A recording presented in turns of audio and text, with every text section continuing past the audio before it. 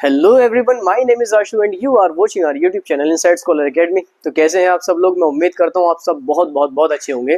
तो भाई आज चैप्टर हम पढ़ने वाले हैं क्लास 9th का बायो का आखिरी चैप्टर है। चैप्टर का नाम है improvement in food resources. Chapter के नाम से जान गए होंगे आप सभी लोग कि फूड रिसोर्सेज में हमको इम्प्रूवमेंट करने, क्यों इम्प्रूवमेंट करने, क्या जरूरत है इम्प्रूवमेंट करने की। आप सभी को पता है कि हमारे देश की जनरेशन जो है, जो जनसंख्या है, वो डे बाय डे इंक्रीज हो रही है। अब जैसे जैसे पॉपुलेशन हमारी बढ़ रही है वैसे वैसे हमारे कल्टीवेटेड लैंड्स को काटा जा रहा है और वहां पर ऐसे होम्स या ऐसी कॉलोनीज बनाई जा रही है जहां पर लोग रह सके। तो अब हमारे पास कल्टीवेशन के लिए कम जमीन है, तो हम बढ़ती हुई पॉपुलेशन के लिए कम जमीन में इतना कल्टीवेशन कैसे कर सकते हैं कि हम ज्यादा से ज्यादा लोगों को फूड प्रोवाइड करा सकें। तो इस चैप्टर के अंदर हम वही सभी चीजें डिस्कस करने वाले हैं। क्या क्या चीजें हैं हम, या क्या क्या ऐसी टेक्निक्स हैं जिनके थ्रू हम इन सब चीजों को कर सकते हैं। तो बिना किसी देरी के शुरू करते हैं अपना चैप्टर। सबसे पहले देखते हैं टॉपिक्स क्या क्या कवर होने वाले चैप्टर के अंदर। सबसे पहली चीज जो कवर होगी वो है आपका इंट्रोडक्शन। इंट्रोडक्शन में आप देखेंगे कि भी इंप्रूवमेंट क्यों जरूरी है फूड रिसोर्सेज के अंदर, या क्या क्या ऐसी चीजें हैं जिनके थ्रू हम इंप्रूवमेंट करा सकते हैं। उसके बाद में है improvement in crop yield. Yield का मतलब पता हो सभी को, यील्ड मतलब होता है उपज या पैदावार, कि आप अपनी क्रॉप की उपज या पैदावार को किस तरह से बढ़ा सकते हैं। उसके बाद में है क्रॉप वेराइटी इंप्रूवमेंट। क्रॉप की वैरायटी में इंप्रूवमेंट क्यों जरूरी है, क्या करना चाहिए वैरायटी को बढ़ाने के लिए, वो सब आगे डिस्कस करने वाले हैं। उसके बाद में क्रॉप प्रोडक्शन इंप्रूवमेंट। जब आप वैरायटी को इंक्रीज करा देंगे भाई प्रोडक्शन खुद ब खुद बढ़ जाएगा। उसके बाद में क्रॉप प्रोटेक्शन इंप्रूवमेंट। जब किसी क्रॉप में ज्यादा प्रोडक्शन होगा तो प्रोडक्शन के साथ ही फसल को नजर लग जाएगी। नजर किसकी लगेगी? कीड़े मकोड़ों की, बीमारियों की। तो उन सब चीजों से बचने के लिए आप क्या क्या टेक्निक्स यूज कर सकते हैं। उसके बाद में एक दूसरा तरीका आता है ज्यादा प्रॉफिट का, एनिमल हस्बेंड्री। ठीक है। और लास्टली आता है आपका सस्टेनेबल एग्रीकल्चर। तो इन सब चीजों के बारे में हम इस चैप्टर के अंदर डिस्कस करने वाले हैं। तो बिना किसी देरी के शुरू करते हैं अपना चैप्टर। सबसे पहले बात होती है चैप्टर के इंट्रोडक्शन के बारे में। मैंने अभी आपको बताया था, देखिए this chapter focus on the understanding the various methods to improve. किन तरीकों के बारे में बात हो रही है? ऐसे तरीके जो इम्प्रूव हो सकते हैं किसमें? फूड रिसोर्सेज में, यानी फूड की रिसोर्स को बढ़ाने में जो तरीके हम इंप्रूव कर सकते हैं उसके बारे में हम इस चैप्टर के बारे में बात करेंगे। Which is crucial to address the growing demand food due to the population growth. अभी मैंने आपको बताया था कि बढ़ती हुई जनसंख्या के लिए एक रिक्वायर्ड फूड प्रोवाइड करना एक बहुत ज्यादा क्रिटिकल टास्क है हमारे लिए, क्योंकि हमारी कल्टीवेटेड लैंड कम होती जा रही है भाई, है ना। तो उसको फुलफिल करने के लिए हम क्या क्या तरीके अपना सकते हैं, वो सब चीजें आप इस चैप्टर के अंदर डिस्कस करेंगे। क्या क्या चीजें कवर करेंगे? देखिए, it covers agriculture practices, crop production improvement, कि आप प्रोडक्शन में किस तरह से इंप्रूवमेंट करा सकते हैं भाई, क्या क्या तरीके होते हैं। उसके बाद में आप बात करेंगे एनिमल हस्बेंड्री के बारे में। किसके बारे में बात होगी? एनिमल हस्बेंड्री के बारे में। और लास्टली हम बात करेंगे सस्टेनेबल फार्मिंग प्रैक्टिसेस के बारे में। ठीक है, ये सब चीजें हम कवर अप करने वाले हैं चैप्टर के अंदर। चैप्टर थोड़ा सा बोरिंग लगने वाला है बच्चों को। क्यों लगने वाला है? क्योंकि बच्चों की मेंटेलिटी ये होती है कि सर इतना पढ़ने के बाद भी हम खेती करेंगे तो बस है। लेकिन भाई ये चीजें जरूरी है, करनी पड़ती है। बोओगे नहीं तो खाओगे क्या, है ना। तो ऐसी चीजें आपको पता होनी चाहिए जिसकी वजह से आप ज्यादा से ज्यादा प्रोडक्शन करा सको। सबसे पहले हम बात करते हैं इंप्रूवमेंट इन क्रॉप यील्ड। आपकी एनसीईआरटी की बुक में सबसे पहली हेडिंग है इंप्रूवमेंट इन क्रॉप यील्ड। क्या क्या तरीके ऐसे हैं जिससे आप अपनी उपज या यील्ड में इंप्रूवमेंट करा सकते हैं। ठीक है भाई, चलिए देखते हैं। Crop yield improvement is necessary to meet the food requirements for the growing population. क्यों जरूरी है इंप्रूवमेंट करना क्रॉप यील्ड के अंदर? क्योंकि हमें फुलफिल करानी है उन सब की रिक्वायरमेंट्स। किन की? ग्रोइंग पॉपुलेशन की requirement. The main approach to the increase crop yield are. अब क्रॉप यील्ड को बढ़ाने के लिए हम क्या क्या चीजें अपना सकते हैं, क्या क्या चीजें कर सकते हैं हम इंप्रूवमेंट को बढ़ाने के लिए।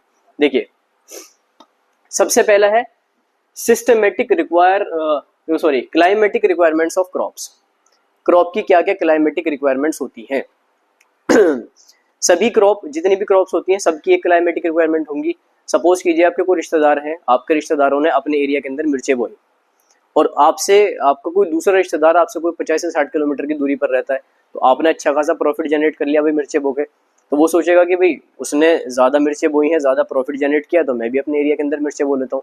लेकिन जब वो अपने एरिया में मिर्चें बोता है तो उसका इस तरह का प्रोडक्शन नहीं हो पाता जितना कि पहले वाले रिश्तेदार का हुआ था। ऐसा क्यों? Climate conditions. हर एक पर्टिकुलर क्रॉप की एक स्पेसिफिक क्लाइमेट रिक्वायरमेंट्स होती है। एक स्पेसिफिक रिक्वायरमेंट में ही कोई फसल ज़्यादा से ज़्यादा प्रोडक्शन कर सकती है। तो किसी भी फसल को उगाने से पहले आपको पता होना चाहिए कि उस फसल की क्लाइमेटिक रिक्वायरमेंट्स क्या क्या हैं। ठीक है, देखिए, different crops need specific climate condition. अभी मैंने आपको बताया कि हर एक फसल की एक अलग अलग क्लाइमेट कंडीशन होती है। कुछ फसलें बरसात में अच्छी उगेंगी, कुछ फसलें गर्मी के मौसम में उगाई जाएंगी और कुछ फसलें सर्दी के मौसम में उगाई जाएंगी। जैसे क्या क्या क्लाइमेट कंडीशन है भाई आपकी? टेम्परेचर हो गया, टेम्परेचर हो गया और फोटो पीरियड हो गया। फोटो पीरियड क्या है? ड्यूरेशन ऑफ सनलाइट, यानी कितनी आपके एरिया में कितनी सनलाइट आपके प्लांट्स के ऊपर पड़ रही है। तो वो ड्यूरेशन भी बहुत ज्यादा मैटर करती है किसी भी प्लांट को ग्रो कराने के लिए, for growth and completion of their life. ठीक है, there are some crops that are growing in different climate. हमारे पास कुछ अलग अलग क्रॉप्स हैं जो अलग अलग क्लाइमेट कंडीशन में उगाई जा सकती हैं। आप सभी ने सुना होगा 8th क्लास में खरीफ एंड रबी क्रॉप्स, दोनों ही क्रॉप्स की एक डिफरेंट डिफरेंट क्लाइमेट कंडीशंस है। तो देख लेते हैं भाई कौन कौन सी होती हैं, दोबारा से रिमाइंड हो जाएगा। Kharif crops are grown in rainy season. Kharif crop कौन सी क्रॉप्स है? ऐसी फसलें जिनको रेनी सीजन में उगाया जाता है, जिनका टाइम पीरियड होता है जून टू अक्टूबर। जून टू अक्टूबर। अब किसी किसी बुक में आपको जून टू सितंबर मिलेगा। तो ये जो टाइम होता है हार्वेस्टिंग का, ये जो टाइम है अक्टूबर लास्ट वाला जो मंथ होता है, ये किसके लिए होता है? हार्वेस्टिंग के लिए होता है। यानी जब आपकी फसलें पक जाएंगी तो फसल को जब काटा जाएगा वो या तो अक्टूबर में काटा जाएगा या आपके सितंबर में काटा जाएगा। तो किसी बुक में आपको जून टू सितंबर देखने के लिए मिलेगा, जून टू सितंबर देखने के लिए मिलेगा, और किसी बुक में आपको जून टू अक्टूबर देखने के लिए मिलेगा। ये अलग अलग क्यों होती है? ये होती है आपकी क्रॉप की न्यूट्रिशन रिक्वायरमेंट्स के ऊपर। अगर आप अपनी क्रॉप की न्यूट्रिशन रिक्वायरमेंट फुलफिल कर देते हो तो आपकी फसलें जल्दी बड़ी हो जाएंगी, और अगर आपने न्यूट्रिशन ठीक से नहीं दिया तो फसलें आपकी देर से बड़ी होंगी। तो उनके जो हार्वेस्टिंग का पीरियड है वो 1 महीना लेट हो जाएगा। तो वो चीज़ें किस पर डिपेंड करती है? आपके क्रॉप के न्यूट्रिशन पर डिपेंड करती है। तो टाइम क्या है भाई? जून टू सितंबर या अक्टूबर। एग्जाम्पल, पैडी, सोयाबीन, मेज, कॉटन, ग्रीन ग्राम और ब्लैक ग्राम। ठीक है भाई। इसके बाद में हम बात करते हैं रबी क्रॉप्स की। Rabi crops are grown in winter season. कौन से सीजन में उगाई जा रही है भाई? विंटर सीजन में उगाई जा रही है, और इनका टाइम पीरियड क्या है? नवंबर टू अप्रैल। नवंबर टू अप्रैल। किसी किसी बुक में आपको अक्टूबर टू मार्च मिलेगा। वो उसी चीज पे अगर पहले फसल कट जाएगी तो पहले बोई जाएगी, बाद में कटेगी तो बाद में बोई जाएगी। ठीक है। एग्जाम्पल्स क्या है? वीट, ग्राम, पीस और मस्टर्ड। ये कुछ फोटोज आपके सामने लगे हुए हैं, ये एग्जाम्पल्स हैं रबी और खरीफ क्रॉप्स के। आई होप यहाँ तक चीजें क्लियर हो गई होंगी भाई। चलिए आगे देखते हैं। नेक्स्ट है इंपॉर्टेंस ऑफ सनलाइट। सनलाइट क्यों इंपॉर्टेंट है? सभी को पता है, बिना सनलाइट के कोई भी प्लांट आपका फूड डेवलप नहीं कर सकता, फूड को नहीं बना सकता। अब जब फूड ही नहीं बना पाएगा तो प्लांट ग्रोथ नहीं कर पाएगा।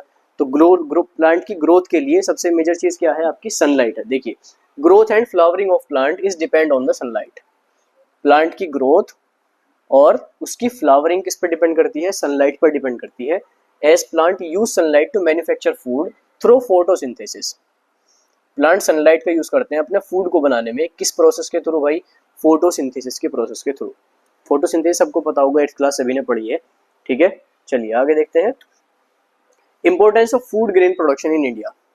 हमारे इंडिया के अंदर फूड या ग्रेन का प्रोडक्शन कितना हुआ है, इंक्रीमेंट कितना हुआ है? अगर आप इंक्रीमेंट की बात करें तो सन 1952 से 2010 तक हमारा जो इंक्रीमेंट हुआ है वो केवल कितना हुआ है भाई? 25%। इतने सारे सालों में जो ग्रेन प्रोडक्शन का इंप्रूवमेंट है वो केवल कितना है? 25% का है। अब इसी चीज को बढ़ाने के लिए, बढ़ती हुई पॉपुलेशन को ज्यादा से ज्यादा ग्रेन फीड कराने के लिए या उनकी रिक्वायरमेंट्स को पूरा करने के लिए हमें ऐसी ऐसी चीजों को अपनाना चाहिए जिनकी वजह से हम ज्यादा से ज्यादा प्रोडक्शन को कर सके या अपना जो परसेंटेज है प्रोडक्शन की उस परसेंटेज को बढ़ा सके। तो ऐसी क्या क्या चीजें हैं? आप किसानों से मिलिए, बात करिए, ऐसी कौन कौन सी चीजें जो गलतियां कर रहे हैं, तो आप उनको ये चीज एटलीस्ट बता सकते हैं, है ना, कि भाई आप इस तरीके से फसलों को उगा रहे हैं, आप इस तरीके को छोड़कर इस तरीके से फसलें उगाइए जिससे आप ज्यादा से ज्यादा प्रोडक्शन को गेन कर सकते हैं। ठीक है, चलिए नेक्स्ट आपका स्टेजेस ऑफ क्रॉप इंप्रूवमेंट। आप क्रॉप का इम्प्रूवमेंट किन स्टेजेस के बेस पर कर सकते हैं, ये क्या क्या मेजर स्टेजेस हैं जिनकी वजह से आप क्रॉप को इम्प्रूव करा सकते हैं। सबसे पहली चीज चॉइस ऑफ सीड। हमारे यहाँ के जो किसान हैं सबसे पहले सस्ता सीड ढूंढते हैं। जो बीज होता है, बीज किसी भी फसल का सबसे इनिशियल पार्ट होता है। अगर आप अच्छा बीज लगाएंगे तो अच्छा प्रोडक्शन मिलेगा और गंदा बीज लगाएंगे तो गंदा प्रोडक्शन मिलेगा। तो सस्ते के चक्कर में वो खराब बीज लगाते हैं जिसकी वजह से आपकी फसल भी क्या हो जाती है, खराब पैदा होती है। देखिए, selection appropriate seed for the planting. हमें अच्छे से अच्छे सीड का सिलेक्शन करना चाहिए, किसके लिए भाई, प्लांटिंग के लिए, अपने खेत में पौधे को लगाने के लिए। नेक्स्ट है आपका न्यूट्रिशन ऑफ क्रॉप। क्रॉप को प्रॉपर न्यूट्रिशन देना चाहिए जिससे वो जल्दी से जल्दी ग्रो हो सके और आपको ज़्यादा से ज़्यादा प्रॉफिट दे सके। उसके बाद में प्रोटेक्शन ऑफ क्रॉप। जब आपने अच्छे सीड का सिलेक्शन किया, ज़्यादा से ज़्यादा न्यूट्रिशन दिया, तो आपकी जो क्रॉप है वो ज़्यादा ज़्यादा प्रोडक्शन करेगी। अब ज़्यादा प्रोडक्शन करेगी तो भाई नज़र लग जाएगी। मैंने आपको बताया, नज़र किसकी लगेगी, कीड़े मकोड़ों की, वीड्स की या डिजीज़ की। तो उन चीज़ों से बचाने के लिए आपको बहुत सारी प्रैक्टिसेस करनी पड़ेंगी, बहुत सारे तरीके अपनाने पड़ेंगे जिसकी वजह से आप ज़्यादा से ज़्यादा प्रोडक्शन को गेन कर सकते हो। Preventing crop loss from paste, यानी क्रॉप को प्रिवेंट करना है किसके नुकसान से, पेस्ट यानी कीड़े मकोड़ों के नुकसान से, डिजीज यानी बीमारियों के नुकसान से, और एनवायरमेंटल फैक्टर के नुकसान से। अगर आपने इन तीनों चारों चीज़ों का ध्यान दे दिया तो आप ज़्यादा से ज़्यादा प्रोडक्शन को गेन कर सकते हो। ठीक है भाई, चलिए आगे देखते हैं। नेक्स्ट है आपका major activities for improvement in crop yield. क्या क्या मेजर एक्टिविटीज हैं जो आप अपना सकते हैं अपनी इम्प्रूवमेंट को बढ़ाने के लिए। 3 मेजर एक्टिविटीज हैं। क्रॉप वेराइटी इम्प्रूवमेंट, आप जिस वेराइटी का सीड अपने खेत के अंदर लगा रहे हैं उस वेराइटी को छोड़कर इम्प्रूव्ड वेराइटी का इस्तेमाल कीजिए जिससे ज़्यादा से ज़्यादा प्रोडक्शन आपको मिलेगा। अब जब आपने इम्प्रूव्ड वेराइटी का सीड लगाया, सपोज कीजिए आपने सीड लगाया एक इम्प्रूव्ड वेराइटी का, तो जब आप अच्छा सीड लगाएंगे तो प्रोडक्शन होगा वो भी हायर होगा, जाहिर है अच्छा प्रोडक्शन आप गेन करेंगे, अच्छे सीड से ज़्यादा प्रोडक्शन मिलेगा। क्रॉप प्रोडक्शन इंप्रूवमेंट, यानी क्रॉप के प्रोडक्शन में भी क्या होगी, आपकी इम्प्रूवमेंट होगी। उसके बाद में जब ज़्यादा प्रोडक्शन हुई तो आपको अपनी क्रॉप को क्या करना है, प्रोटेक्शन देनी है या प्रोटेक्ट करना है, किससे, आपके पेस्ट से, डिजीज से यानी बीमारियों से, और एनवायरमेंटल फैक्टर से।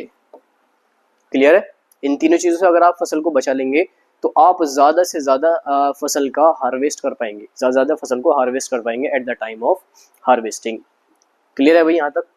चलिए अब हम बात करते हैं हर एक पर्टिकुलर पॉइंट के बारे में डिटेल में। तो सबसे पहला पॉइंट क्या है, क्रॉप वैरायटी इंप्रूवमेंट। देखिए, crop variety improvement enhances yield.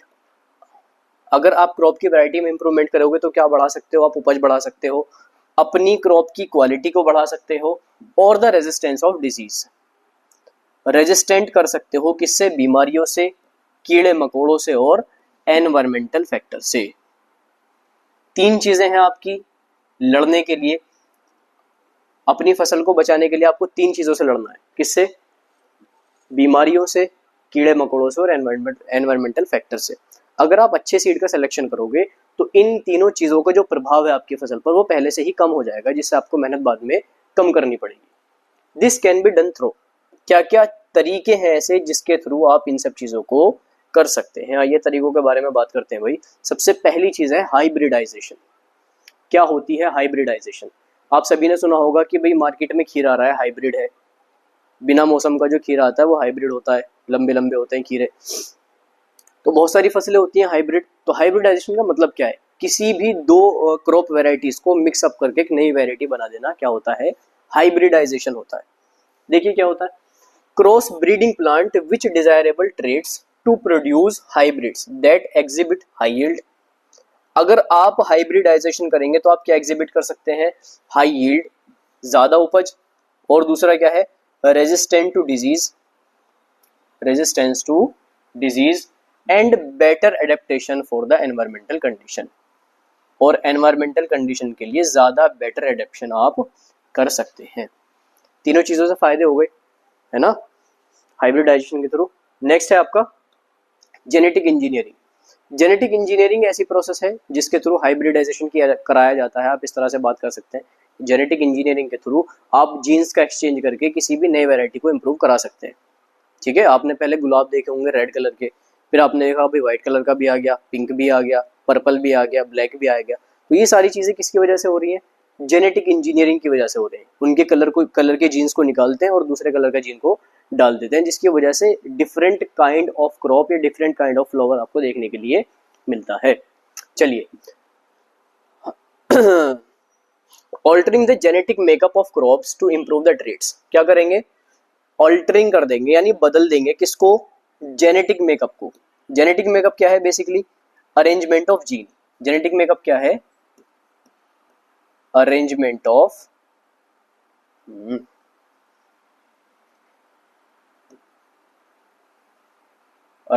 Of jeans.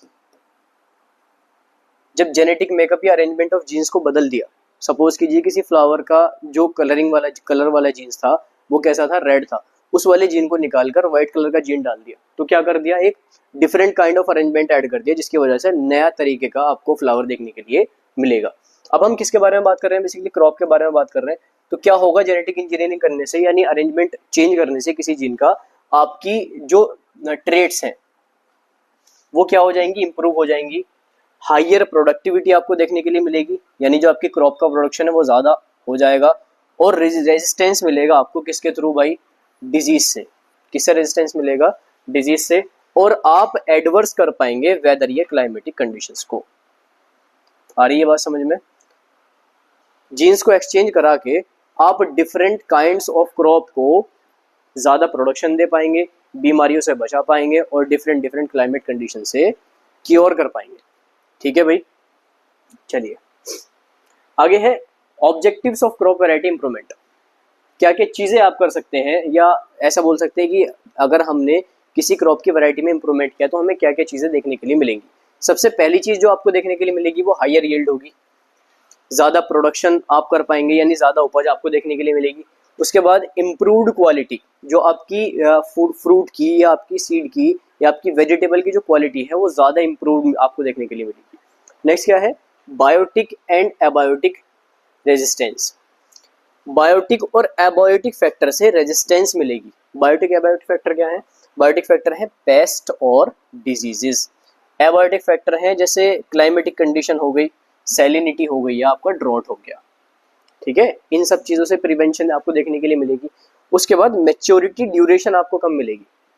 Maturity duration क्या है? सपोज कीजिए हमारी कोई फसल 6 महीने में ग्रो कर रही है। अगर मैं वीट की बात करूं, किसकी बात करूं? वीट की बात करूं तो ये अप्रोक्स 6 मंथ लेता है। कितने मंथ लेगा भाई? 6 मंथ लेगा फुल्ली ग्रोन होने में, पूरी तरह पकने में। जब ये 6 महीने में पूरी तरह पकेगा तो 6 महीने बाद ही इसकी हार्वेस्टिंग की जाएगी। अब सपोज कीजिए हमने इनका जेनेटिक मेकअप को चेंज कर दिया, इनके जीन्स को बदल दिया, तो इनकी मैच्योरिटी ड्यूरेशन जो है वो 6 महीने से घटकर कितने महीने हो गई? सपोज कीजिए 3 महीने हो गई। अब हम 6 महीने के अंदर कितनी फसलें उगा सकते हैं भाई? 2 फसलें उगा सकते हैं, जिसकी वजह से हम अपनी फसल का ज्यादा प्रोडक्शन कर सकते हैं। आ रही है चीजें समझ में? चलिए, तो ये बहुत सारे ऑब्जेक्ट्स हैं या बहुत सारी चीजें हैं जो आप अपनी क्रॉप में इम्प्रूवमेंट करने के बाद देख सकते हैं। ज़्यादा प्रोडक्शन आपको मिलेगा, ज़्यादा बेहतर क्वालिटी आपको देखने के लिए मिलेगी, बायोटिक और एबायोटिक फैक्टर्स आपको रेजिस्टेंस मिलेगा, और तीसरा क्या है, लास्ट क्या है, मैच्योरिटी ड्यूरेशन मिलेगा। ठीक है, जब मैच्योरिटी ड्यूरेशन ही कम हो जाएगा तो जितने टाइम में एक फसल ग्रो हो रही थी उतने टाइम में आप 2 फसलों को ग्रो करा सकते हैं। तो बहुत सारी चीज़ें हैं, बहुत सारी चीज़ों का फर्क पड़ता है अपनी वैरायटी को इम्प्रूवमेंट कराने के बाद। चलिए आगे देखते हैं crop production management. Crop production management किस तरह से मैनेजमेंट आप कर सकते हैं क्रॉप के प्रोडक्शन में जिससे आप हायर यील्ड को अटेन कर सकें। तो पहली चीज है न्यूट्रिशन मैनेजमेंट। क्या है भाई? Nutrition management. दूसरी चीज है irrigation and water resources management. तीसरा क्या है भाई? आपका क्रॉपिंग पैटर्न। ये तीनों चीजें हम डिस्कस करने वाले हैं आगे। तो चलिए बिना किसी देरी के शुरू करते हैं भाई। सबसे पहला है न्यूट्रिशन मैनेजमेंट। न्यूट्रिशन मैनेजमेंट में क्या है आप सभी को पता है, ये बताएगा कि हमें प्रॉपर न्यूट्रिशन देना चाहिए अपनी क्रॉप को जिससे वो ज़्यादा से ज़्यादा और ज़्यादा पीक पर वो ग्रो कर सके। देखिए nutrition are essential for plant growth. Nutrition क्या है भाई, हमारी प्लांट ग्रोथ के लिए बहुत ज्यादा जरूरी है, एंड देयर प्रॉपर मैनेजमेंट, और उसके प्रॉपर मैनेजमेंट के लिए भी, ठीक है। क्रूशियल टू मैक्सिमाइज यील्ड, और अच्छा न्यूट्रिशन देने पर आपको ज्यादा से ज्यादा उपज देखने के लिए मिलेगी। ज्यादा न्यूट्रिशन ज्यादा उपज, कम न्यूट्रिशन कम उपज, सीधी सीधी बात है। जितना बोओगे उतना काटोगे, कहावत तो सुनी होगी, जैसा बोओगे वैसा काटोगे। तो अगर आपने बोने में मेहनत करी है तो आपको काटते टाइम आपकी पूरी की पूरी मेहनत वसूल हो जानी है ना। चलिए अब जो न्यूट्रिएंट्स हैं, हमारी जो फसलें होती हैं वो न्यूट्रिएंट्स दो तरीके के लेती है। पहले लेती है मैक्रो न्यूट्रिएंट और दूसरी लेती है माइक्रो न्यूट्रिएंट। हमें दोनों ही तरह के न्यूट्रिएंट के बारे में सोचना चाहिए भाई, मैक्रो की जरूरत है या माइक्रो की जरूरत है। तो मैक्रो में क्या है, बेसिकली जो मैक्रो न्यूट्रिएंट है उनमें बहुत ज्यादा एसेंशियल है एनपीके। जो मेजर न्यूट्रिएंट्स हैं मैक्रो न्यूट्रिएंट्स वो क्या है, एनपीके, नाइट्रोजन फॉस्फोरस और पोटेशियम। देखिए नाइट्रोजन, एन, पी और के। तो किसी भी फसल चाहे कोई भी हो, हर एक फसल की जो मेजर न्यूट्रिएंट्स है, मेजर मैक्रो न्यूट्रिएंट्स है, वो कौन है भाई, एनपीके है, नाइट्रोजन फॉस्फोरस और पोटेशियम है। अगर हम बात करें माइक्रो न्यूट्रिएंट्स के बारे में, तो माइक्रो न्यूट्रिएंट जैसे आयरन हो गया, जिंक हो गया, मैग्नीज हो गया, etc, बहुत सारे माइक्रो न्यूट्रिएंट्स हैं। तो आप बेसिकली मैक्रो के बारे में ज्यादा याद रखिए, जो ज्यादा जरूरी होते हैं किसी भी क्रॉप के प्रोडक्शन के लिए, एनपीके, नाइट्रोजन फॉस्फोरस और potassium. Plant get these nutrients from soil. अगर आप इन न्यूट्रिएंट्स को सॉइल के अंदर डालेंगे तो प्लांट उस सॉइल से इन न्यूट्रिएंट्स को क्या कर लेंगे भाई, एब्जॉर्ब कर लेंगे। क्या कराने के लिए, so it's important to replenish them to maintain soil fertility. तो हमारे लिए जरूरी है कि हम इनको रिप्लेनिश करें, यानी हम एक प्रॉपर टाइम पर अपने न्यूट्रिएंट्स को देते रहें, जिससे हमारी सॉइल की फर्टिलिटी बढ़ जाए। अगर सॉइल की फर्टिलिटी अच्छी होगी तो आपके प्लांट भी जल्दी से जल्दी ग्रो कर पाएंगे, या आपके प्लांट ज़्यादा से ज़्यादा एब्जॉर्प्शन कर पाएंगे न्यूट्रिएंट्स का। अगर फर्टिलिटी कम है सॉइल की, तो आप कितना भी न्यूट्रिएंट आप अपनी सॉइल के अंदर डाल लो, वो कभी भी आपके प्लांट्स को प्रॉपरली अटेन नहीं होगा। समझ रहे हैं? तो इस चीज़ का ध्यान रखना चाहिए सॉइल की फर्टिलिटी का। सॉइल की फर्टिलिटी डिपेंडेड है बेसिकली 3 मैक्रो न्यूट्रिएंट्स पर, नाइट्रोजन, फॉस्फोरस और पोटेशियम। ठीक है, जैसे नाइट्रोजन है, नाइट्रोजन की क्वांटिटी को मेंटेन करने के लिए हम डिफरेंट काइंड ऑफ क्रॉप्स का इस्तेमाल करते हैं। सपोज कीजिए आपने पहले ऐसी क्रॉप लगाई किसी खेत के अंदर जो ज़्यादा न्यूट्रिशन का एब्जॉर्प्शन करती है, तो जब ज़्यादा न्यूट्रिशन का एब्जॉर्प्शन किया तो आपके पर्टिकुलर खेत के अंदर न्यूट्रिशन की डेफिशिएंसी हो जाएगी, यानी कमी हो जाएगी। अब हमारे लिए अक्लमंदी की बात यह है कि हम अगली बार, सपोज कीजिए वो वाली फसल हमने काट दी, अब हम अगली बार ऐसी फसल का यूज करें जो नाइट्रोजन को बढ़ा दे खेत के अंदर। अब आप बोलोगे कि सर ऐसी कौन सी फसलें होती हैं जो न्यूट्रिएंट्स को बढ़ा रही हैं? होती हैं बेटा, होती हैं लेग्यूमिनस प्लांट। कौन सी होती हैं? लेग्यूमिनस, या लेग्यूम्स इनको बोलते हैं, लेग्यूमिनस प्लांट। जैसे मटर हो गया, ठीक है, मटर क्या है, एक लेग्यूमिनस प्लांट है। तो लेग्यूमिनस प्लांट की रूट्स में नोड्यूल्स होते हैं। क्या होते हैं भाई? नोड्यूल्स होते हैं जो नाइट्रोजन का फिक्सेशन करते हैं। किसके लिए? आपकी सॉइल के लिए। किसके लिए? आपकी सॉइल के लिए। तो जो नाइट्रोजन डेफिशिएट हुई थी पहली वाली फसल की वजह से, अब ये वाली फसल आपकी सॉइल के लिए क्या कर रही है?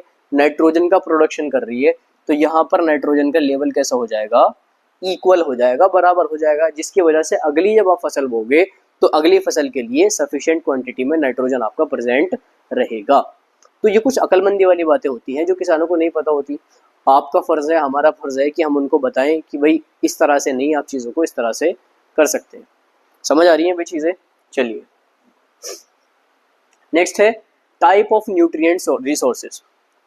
क्या क्या न्यूट्रिएंट्स हम डालते हैं भाई? बेसिक सी चीज़ है, मैन्योर है और फर्टिलाइजर है भाई। इसके अलावा हम कोई चीज़ नहीं डालते। मैन्योर डालते हैं, फर्टिलाइजर डालते हैं। मैन्योर क्या है भाई? देसी चीज़ है। फर्टिलाइजर क्या है? ऐसी चीज़ है जो फैक्ट्रीज में बनाई जाती है, वो फर्टिलाइजर से।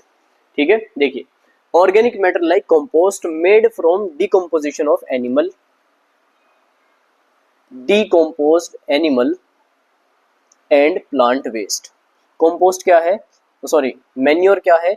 एक ऐसा सब्सटेंस है जो एनिमल और प्लांट के वेस्ट को डिकम्पोज करके बनाया जाता है। It improve soil texture, it improve soil texture, water holding capacity, water holding capacity. ये पता नहीं क्या लिख रखा भाई, ये पता नहीं क्या लिख रखा, मेरे भी समझ में नहीं आ रहा। तो ये बेसिकली क्या क्या चीज़ें बढ़ाता है, सॉइल की फर्टिलिटी को बढ़ाता है, सॉइल का टेक्सचर बढ़ाता है, सॉइल में वाटर होल्डिंग कैपेसिटी को भी इंक्रीज करता है। वाटर होल्डिंग कैपेसिटी क्या है, आप किसी सॉइल के अंदर पानी डालो, आपने बहुत सारी मिट्टी ऐसी देखी होंगी जिसमें आपने पानी डाला, वो मिट्टी के साथ, पानी के साथ मिट्टी बह गई, तो उसके जो पार्टिकल्स हैं वो ज़्यादा दूर दूर है जो कि पानी को होल्ड नहीं कर पा रहे।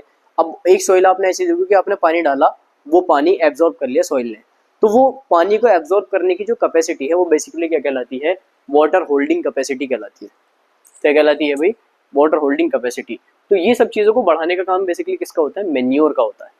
ठीक है, मैन्योर एक देसी चीज़ है, हर एक खेत में मैन्योर का इस्तेमाल आपको करना चाहिए, ज़रूर से ज़रूर करना चाहिए, और फर्टिलाइजर के यूज़ से आपको बचना चाहिए। फर्टिलाइजर क्या है, केमिकल सब्सटेंसेस होते हैं जो एक पर्टिकुलर न्यूट्रिएंट प्रोवाइड करते हैं। सपोज कीजिए मेरे खेत के अंदर नाइट्रोजन की कमी हो गई, फिर से नाइट्रोजन पे आ जाते हैं, तो आप नाइट्रोजन नाम का ही उर्वरक या फर्टिलाइजर खेत में डालोगे, तो ये एक पर्टिकुलर फर्टिलाइजर पर ही काम करेगी, पर्टिकुलर न्यूट्रिएंट पे ही काम करेगी। इसका ऐसा नहीं है कि भी एक ही फर्टिलाइजर में आपको डिफरेंट काइंड ऑफ न्यूट्रिएंट्स मिल गए। लेकिन मैन्योर के साथ ऐसा, इसमें नाइट्रोजन भी आपको मिलेगा, फॉस्फोरस भी आपको मिलेगा और पोटेशियम भी आपको मिलेगा। ठीक है, लेकिन एक डिसएडवांटेज है कि जो मैन्योर होता है वो स्लोली फंक्शन करता है। कैसा फंक्शन करेगा भाई, स्लोली। ये मैन्योर जो है ये एक देसी दवा की तरह है। अगर किसी के सर में दर्द हो जाए तो वो देसी दवा का इस्तेमाल करेगा, नहीं करेगा, उसको दर्द जो है वो जल्दी ठीक करना है, तो वो अंग्रेजी दवा के पास जाएगा। अब आप सभी को पता है कि अंग्रेजी दवाएं नुकसान देती है, लेकिन फिर भी खाते हैं। तो हमारा मैन्योर जो है वो स्लोली फंक्शन करेगा, क्यों, क्योंकि वो देसी दवा की तरह है, आपके शरीर को या आपके खेत को नुकसान नहीं पहुंचाएगा। वहीं पर अगर हम फर्टिलाइजर की बात करें तो फर्टिलाइजर तुरंत से एक्शन लेगा, लेकिन इन फ्यूचर आपकी सॉइल की फर्टिलिटी को खत्म कर देगा। एक बात ध्यान रखना, अगर कोई किसान खेत के अंदर लगातार फर्टिलाइजर्स का इस्तेमाल कर रहा है तो एट द एंड वो सॉइल के फर्टिलिटी को बिल्कुल से बिल्कुल खत्म कर देगा। सॉइल बिल्कुल भी फर्टाइल नहीं रहेगी। बिना फर्टिलाइजर्स के, बिना पेस्टिसाइड के, बिना माइक्रो न्यूट्रिएंट्स के वो डिजीज आपकी क्रॉप का वो सॉइल आपके क्रॉप का प्रोडक्शन नहीं कर सकती, क्योंकि आपने फर्टिलाइजर डाल के सॉइल की फर्टिलिटी को खत्म कर दिया है। तो याद रखना, ज़्यादा से ज़्यादा किसका यूज़ करना है भाई, मैन्योर का यूज़ करना है। बेहतर तरीका यह है कि आपने फसल को काट दिया, कुछ टाइम तक आप अपने खेत में मैन्योर को डाल के छोड़ दो, 2-3 महीने, जो भी टाइम है आपके पास। ठीक है, तो मैन्योर को डाल के छोड़ दो, जिससे जितने भी एसेंशियल न्यूट्रिएंट्स हैं कम सॉइल के अंदर, वो सारे वो किससे एब्जॉर्ब कर लेगा, मैन्योर से एब्जॉर्ब कर लेगा, और आपकी अगली वाली फसल का प्रोडक्शन अच्छे से अच्छा होगा। क्योंकि भाई जब फसल आप बोगे खेत के अंदर तो न्यूट्रिएंट किससे ले रही है, वो खेत से ले रही है। जब आपने पहले खेत को पूरे के पूरे न्यूट्रिएंट दे दिए तो वो ज़्यादा से ज़्यादा न्यूट्रिएंट्स का एब्जॉर्प्शन कर लेगी और आपके खेत में अच्छे से अच्छा प्रोडक्शन हो पाएगा। समझ आ रही है चीज़ें? चलिए भाई आगे चलते हैं। ये कुछ फोटोज हैं मैन्योर एंड फर्टिलाइजर के, आपको दिख रहे होंगे। ये क्या है, मैन्योर है, देखी होगी। ये फर्टिलाइजर्स है। ये डिफरेंस के लिए मैंने आपको बता दिया है, कभी मैन्योर समझ के फर्टिलाइजर उठा लो आप। ठीक है, चलिए आगे देखते हैं। Irrigation and water resource management. Irrigation क्या है, इरिगेशन मतलब पानी देना। अब हम अपने खेत में पानी दो तरीके से दे सकते हैं। हमारे पास दो मेथड्स हैं जो बहुत टाइम पहले से चलते हुए आ रहे हैं, ट्रेडिशनल मेथड, और जो अभी चल रहे हैं मॉडर्न मेथड। ट्रेडिशनल में क्या है कि पानी का बर्बादा ज़्यादा होता है। पुराने टाइम में पानी ज़्यादा था, लेकिन आप देख रहे हो कि बढ़ती हुई जनरेशन, जैसे जैसे जनरेशन बढ़ रही है वैसे वैसे पानी की कमी होती जा रही है। तो हमें अपने खेत में ऐसे तरीके ढूंढने चाहिए जिनकी वजह से आप कम पानी में ज़्यादा से ज़्यादा क्रॉप को कवर अप करा सको, है ना। तो ट्रेडिशनल मेथड देखेंगे भाई। पहले आपने 8th क्लास में देखे होंगे, ये सारे क्या है, ट्रेडिशनल मेथड है। भरों में पानी चलता है आज भी हमारे यहाँ पे खेतों में, वो सब क्या है, ट्रेडिशनल मेथड है, ना कि मॉडर्न मेथड। समझ रहे हैं? दिस इंक्लूड पुली सिस्टम, ये सारी चीज़ दिखाई दे रही है आपको, आपने 8th क्लास में पढ़ी होगी। चेन पंप हो गया, ढेकली हो गया, है ना, रहट हो गया, ये डायग्राम्स आपके सामने लगे हुए हैं। ये सब कौन से मेथड्स हैं भाई, ट्रेडिशनल मेथड्स हैं। अब मॉडर्न मेथड की हम बात करें तो मॉडर्न मेथड में दो मेथड आते हैं। एक आता है स्प्रिंकलर सिस्टम, दूसरा आता है ड्रिप सिस्टम। ये ड्रिप सिस्टम है, आपने देखा होगा पाइप लगे हुए हैं लाइन टू लाइन क्यारियों के अंदर, पौधों की जड़ों में। तो जितने पानी की जरूरत होती है पौधों को, ये उतना ही पानी ड्रॉप बाय ड्रॉप इसकी जड़ों में डालते रहते हैं और आपका प्लांट एब्जॉर्ब करता रहता है, जिससे हमारे वाटर वेस्ट भी नहीं होता और सही से हमारे प्लांट को पानी भी मिल जाता है। दूसरा है स्प्रिंकलर सिस्टम, यानी फव्वारे के रूप में पानी छिड़का जाता है। छोटे छोटे स्प्रिंकलर लगे होते हैं जो इस तरह से रोटेट करते हैं और लंबे लंबे एरिया में पानी की बौछार करना शुरू कर देते हैं, जिससे सभी थोड़े से पानी में ज़्यादा से ज़्यादा एरिया कवर अप हो जाता है और थोड़े से पानी में सभी प्लांट को प्रॉपर वाटर की नीड पूरी हो जाती है। ठीक है, मतलब थोड़ा सा पानी अगर आप लोगे, थोड़े से पानी में ज़्यादा से ज़्यादा क्रॉप को कवर अप करा सकते हो। तो ये हमारे पास 2 मॉडर्न मेथड है जिससे हम अपने वाटर को वेस्ट होने से बचा सकते हैं। ये हमारी और आपकी सभी की जिम्मेदारी है कि हम वाटर को वेस्ट होने से बचाएं, जिससे हमारी आने वाली जनरेशन इन सब चीज़ों के लुत्फ उठा सके। ठीक है, हाँ चलिए आगे है आपका water resource management. Water resource management क्या है भाई, देखिए efficient water usage and maximize wastage through modern irrigation and rainwater harvesting are key of sustainable farming। क्या बताना चाह रहा है वाटर रिसोर्स मैनेजमेंट में? ये कह रहा है कि हम एफिशिएंट वाटर यूजेज को कम करना चाहिए, हम लोगों को जो ज़्यादा वेस्टेज हो रहा है वाटर का उस वेस्टेज को कम करना चाहिए। किस तरीके से कर सकते हैं? हम मॉडर्न इरिगेशन मेथड को अपनाकर कर सकते हैं। मैंने अभी 2 मेथड्स बताए आपको। घरों में पानी चलाना ये एक सॉल्यूशन नहीं है ना, बहुत ज़्यादा पानी का वेस्टेज होता है, तो हमें थोड़ा सा खर्चा करके अपने खेतों में ड्रिप सिस्टम या स्प्रिंकलर सिस्टम का यूज़ करना चाहिए। इससे कम पानी में पूरी की पूरी फसल को हम अच्छे से पानी दिला सकें। ठीक है, ज़्यादा से ज़्यादा वाटर की नीड को पूरा कर सके कम पानी में, ये हमारा फ़र्ज़ बनता है। ठीक है, तो भाई यहाँ तक चैप्टर मैं उम्मीद करता हूँ सभी बच्चों को समझ आ गया होगा। और कोई चीज़ ऐसी है जो समझ में नहीं आई है, किसी चीज़ के बारे में डाउट है, तो वो हमको कमेंट सेक्शन में बता सकते हैं। आपके लिए कमेंट सेक्शन हमेशा खुला है, हम जल्दी से जल्दी आपकी क्वेरीज का आंसर आपको करा देंगे। तो भाई मिलते हैं अगले लेक्चर में। वीडियो को लाइक कीजिए, चैनल को सब्सक्राइब कीजिए और वीडियो को ज़्यादा से ज़्यादा शेयर कीजिए। तब तक के लिए गुड बाय।